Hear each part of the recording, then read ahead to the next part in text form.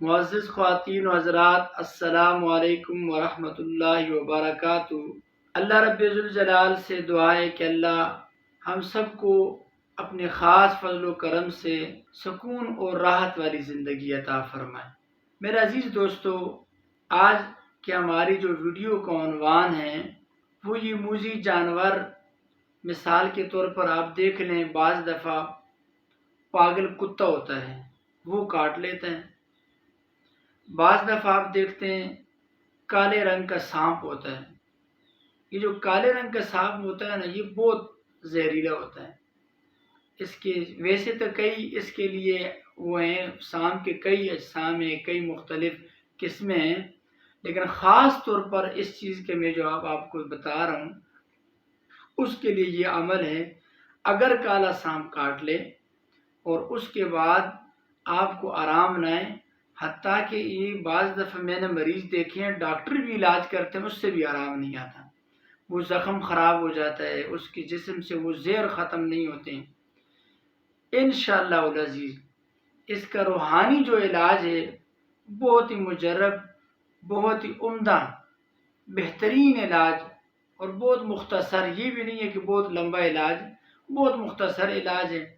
اگر وہ وظیفہ آپ اس کو 70 یا 101 مرتبہ پانی پہ یا کسی چیز پر دم کر کے اس مریض کو کھلائیں، اور جس جگہ پہ کاٹا ہے وہاں ہاتھ رکھ کر دم بھی کیا کریں، انشاءاللہ العزیز جو ہی آپ اس وظیفے کو کریں گے اور اس پڑئی کو کسی چیز پر دم کر کے اس کو کھلائیں گے، پلائیں گے، اللہ کے فضل و کرم سے انشاءاللہ العزیز فوراً اس کا زہر اس کے جسم سے ضائع ہو جائے گا اور ختم ہو جائے گا۔ وظیفہ کیا ہے؟ وظیفہ بہت مختصر ہے۔ اس سے پہلے، وظیفہ پڑھنے سے پہلے 7 مرتبہ یا 11 مرتبہ درود ابراہیمی پڑھیں گے، یا کوئی بھی درود آپ کو آتا ہے مختصر درود پڑھ لیں۔ اس کے بعد کوئی نمک لے لیں یا کوئی ایسی چیز لے لیں کہ جو کوئی مریض کھا سکے، حتیٰ کہ پھل فروٹ پہ بھی دم کر کے دے سکتے ہیں۔ بلا ناغہ کریں گے اور زیادہ فائدہ ہوگا، اور بہت زیادہ فائدہ ہوگا، جلد مریض صحتیاب ہوگا۔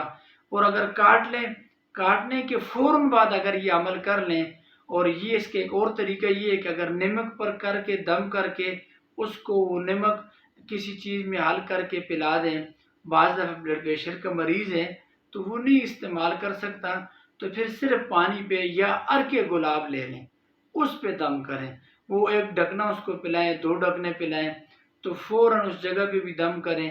اللہ کے فضل و کرم سے کچھ دیر کے اندر آپ دیکھیں گے آرام بھی آئے گا، الٹیاں ہو جائیں گی، کیا ہو جائے گی، یا پیشاب کے ذریعے وہ زہر اس کا ختم ہو جائے گا۔ وظیفہ کیا ہے؟ اور وظیفہ کی طرف چلتے ہیں۔ وظیفہ بہت مختصر ہے۔ اعوذ باللہ من الشیطان الرجیم، بسم اللہ الرحمن الرحیم، سلام علی الیاسین، سلام علی الیاسین، سلام علی الیاسین، صدق اللہ خالقنا العظیم۔ ایک اور چیز اس کے بارے میں آپ کو بتاؤں، خاص الخاص بعض کوئی بندہ کسی جگہ پر باہر جاتا ہے، پڑاؤ ڈال لیتا ہے، کسی جگہ پر رہنا چاہتے ہیں، گھر کے اندر بھی یہ عمل آپ کر سکتے ہیں۔ ریت لے لیں، اس کے اوپر یہ آیات کریمہ کے 313 دفعہ پڑھیں گے۔ اس کی شرط یہ ہے پھر 313 دفعہ پڑھیں، اول آخر درود پاک پڑھیں، ریت پر دم کر لیں، کیلوں پہ دم کر لیں، وہ چاروں کونے میں کیل لگا لیں، یا پھر وہ ریت جو اپنے گھر کے چاروں کونے میں ڈال لیں تھوڑی تھوڑی۔ انشاءاللہ العزیز اس سے بھی سانپ آپ کے گھر کے اندر نہیں آئیں گے۔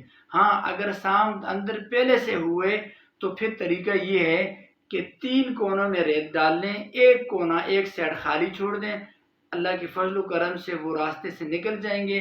3 دن کے بعد یا 2 دن کے بعد چوتھے کونے میں بھی آپ اس طرح ریت ڈالیں گے، آپ دیکھیں گے آپ کے گھر کے اندر یہ سانپ داخل نہیں ہوگا۔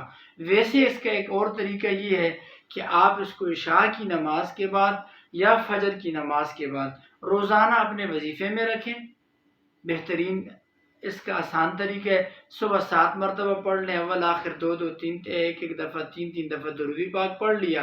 اس کے بعد اس وظیفے کو پڑھ کر اپنے چاروں کونوں میں دم کرے۔ اگر گھر میں نہیں ہے، مسجد میں آپ یہ عمل کر رہے ہیں تو صرف ذہن کے اندر یہ احسار کر لیں کہ میں اس کے ذریعے سے اپنے گھر کے اندر، گھر کے چار دیواری کے اندر یہ احسار کرتا ہوں کہ ہمارے گھر کے اندر مجھے اس قسم کا کوئی بھی اس قسم کا سانپ یا ایسا کوئی بچھو ایسی زہریلی چیز نہ ہے جس سے میرے گھر کے اندر نقصان ہو۔